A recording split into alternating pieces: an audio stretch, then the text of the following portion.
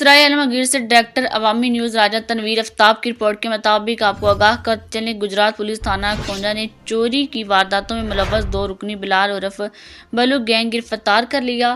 مال مسروقہ طلائی زیورات، لوڈر، رکشہ، ٹوکا مشین، مالیتی 12.5 لاکھ روپے اور نقدی رقم 22,500 روپے برآمد کر لیے۔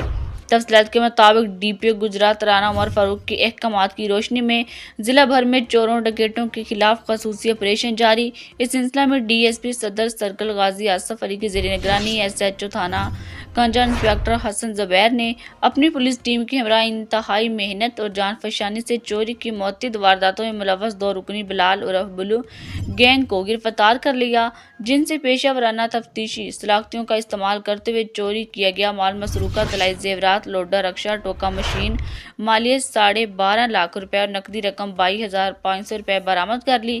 گرفتار ملزمان میں ایک بلال احمد عرف بلو ولد مراد احمد، 2 محمد، دوسرا محمد اختر ولد محمد اکرم سکنائے دھروال شامل۔ گرفتار ملزمان سے مزید تفتیش جاری ہے۔